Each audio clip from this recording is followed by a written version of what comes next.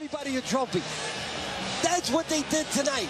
They gave a trophy, a win, a huge win to Horn, the local kid, for trying hard. You're not supposed to get it for trying hard. You're supposed to get it for winning. What's up, fight fans? Thank you once again for tuning in. Remember, please hit that subscribe button if you're new to the channel. If you're a follower and you've come back to watch another video, much appreciated. Thank you. Thank you very much. I think the guy I'm about to talk about, I personally think is the best boxer in the world right now. He might have only 9 fights under his belt.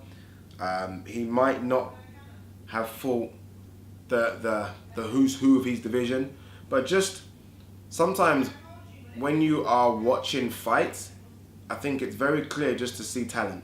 And if you've watched as many fights as I've watched, and I'm sure a lot of you guys have out there, thousands and thousands of boxing matches, you don't have to have 25, 35, 45 fights to see how good someone is, how skillful someone is, what they bring to the table.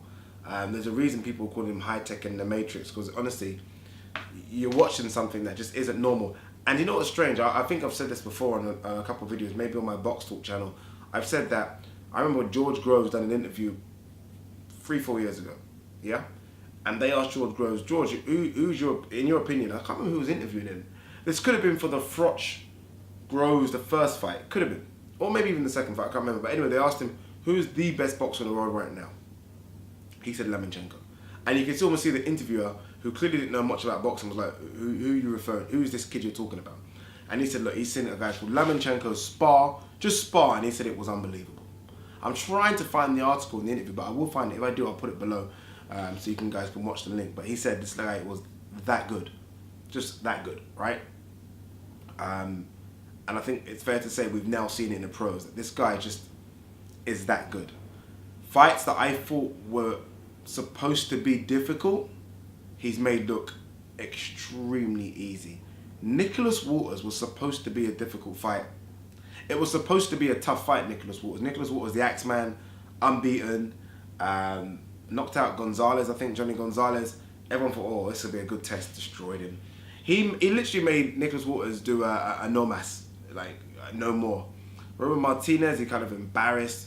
This is Martinez that went for war with Salido, kind of just embarrassed him. Gary Russell Jr. Beat him. It was a better fight, kind of more competitive, but just kind of schooled him a little bit as well. He's making difficult fights look easy. I've heard some people say that Bob Aaron's trying to protect him, and you couldn't be so far from the truth. This guy's had 9 professional fights, and in those 9 fights, look, his second fight was Salido. You don't protect someone in their second fight, putting them in with Salido. You don't. And then it gives him a make or break fight against Gary Russell Jr. So understand, if he lost to Gary Russell Jr., the hype's over. It's done. All this kid, oh yeah, this best amateur ever existed, couldn't fight in the pros. Puts him up against Gary Russell Jr., who's a very, very good fighter, world champion right now, beat him. You don't fight in your 9 fights. So in 9 fights he's fought Salido, Gary Russell Jr., Nicholas Walters, and Roman Martinez. All world champions, all very good fighters. That's not a fight that's been protected. That's a fighter that they're trying to push and push very, very quickly. Also understand, when this guy's trying to go through the weights, he's comfortable now at super featherweight. I think he's very comfortable. I think he'll fight all the fighters that I think he currently, and convinced him, would beat all of them. But this guy wants to do more than that. He wants to run through the weight classes. He's looking at Mickey Garcia and thinking, I'll fight Mickey right now. I'll fight him right now at lightweight, which is just scary. I mean, that's something, right? Because Mike Garcia is a lot bigger than him. He obviously has drawn a bit of criticism because he said after Mikey Garcia's fight against Adrian Broner that he didn't see anything special. And I understand that. And hear me out first. What I mean by that is, when I watch boxing, and I've commentated on fights, I've been live to fights, I've watched hundreds of fights by myself, even I don't consider myself necessarily a pure boxing expert. I mean, there's guys out there that watch fights, like, look, Ryan watched fights and he's picking out things that I haven't even seen yet. So you can understand when someone like Lomachenko is watching a fight, he's watching it completely different from the way we're watching it, right? Is that fair? So when he sees Mickey Garcia do something, he's almost thinking, why has he done that? This is a guy that had, I don't know, nearly 500 amateur fights and lost 1. Believe you me, if he's saying that he wasn't impressed with Mickey Garcia's performance, he wasn't impressed for a reason. This is a machine. Lomachenko's a machine.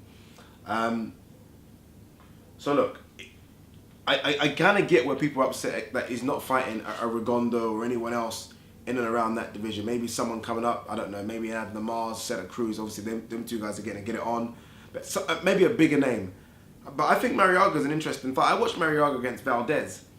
And I remember thinking, look, I'm super high on Valdez. I think Oscar Valdez is a fantastic fighter.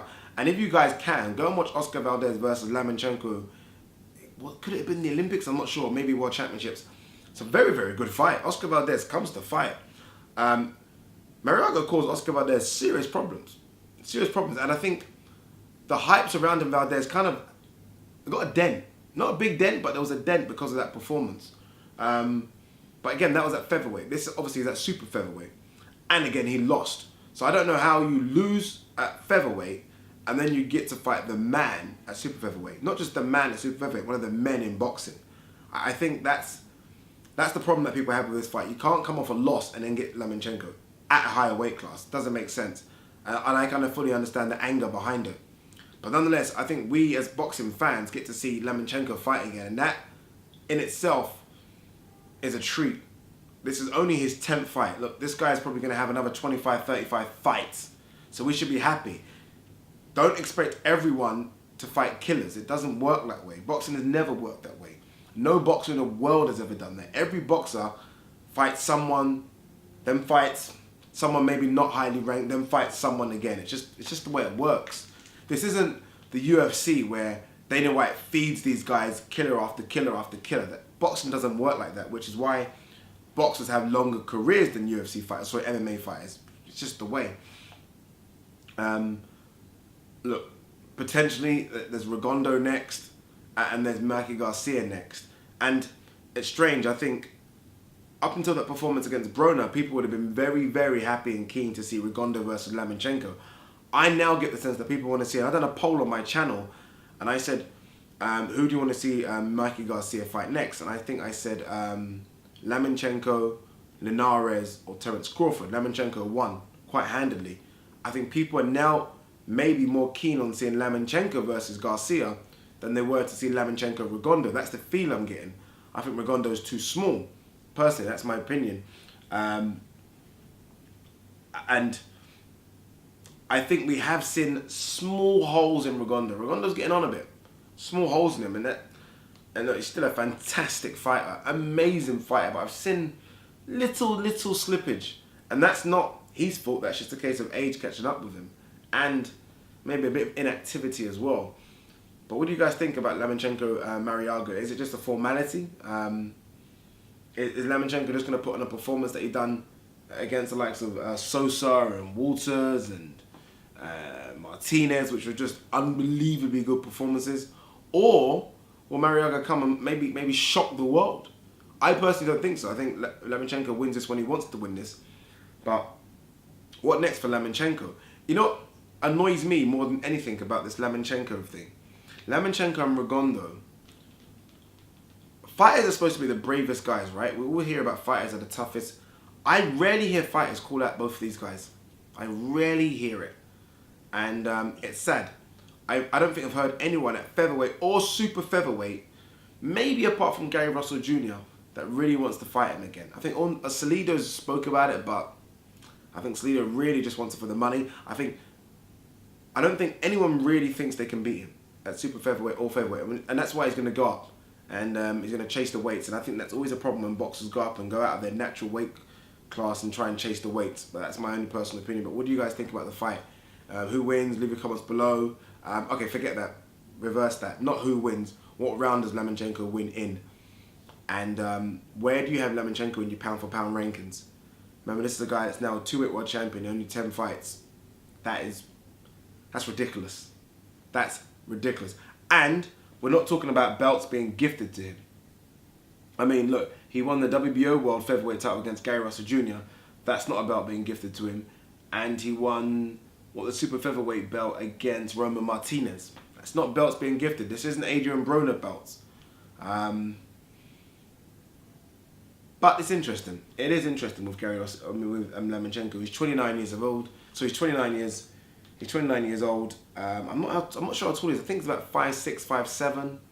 What's Mayweather? Mayweather's what, 5'8"? Could he go that? Could he go as far as 147? Could he? I'm not sure. The guys are big up there. Could he go as far as 140? Again, not sure. Those guys are big up there. But where does he stop? 130, 135, is that his limit? 135, Mikey Garcia, or can he go further? Let me know. Peace.